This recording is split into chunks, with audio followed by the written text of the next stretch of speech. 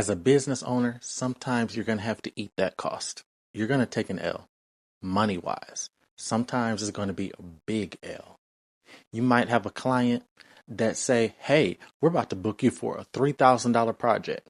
They drop that deposit. My deposit is 10%. So they drop 300. Cool. Got your deposit. But then they say, hey, something comes up. We're going to cancel.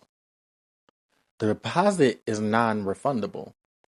But that other 2,700, I'm not getting that. Now, have I spent that in my head? Absolutely. I'm not getting that back. So that's an L that I just took. As a business owner, you have to stop spending money in your head before you get it. Stop it.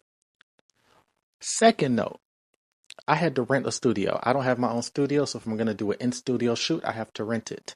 Now, the person I was renting from charges $100 an hour for his studio, $50 deposit when booking.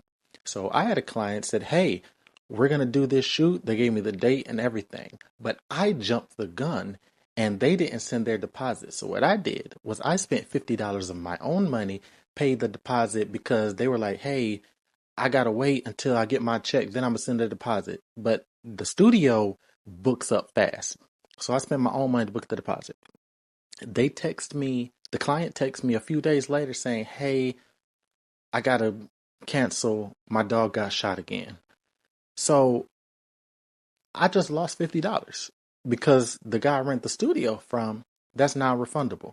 Whether or not me and that guy have a good business relationship or not, business is business and I have to abide by his policy. So I just lost that $50 because I jumped the gun and was assuming that this client was going to book when they got paid. I'm not saying that to say don't trust clients. I'm saying that to say cover all your bases. Stop jumping the gun, spending your own money, spend the client's money, and then stop spending money in your head before you get it.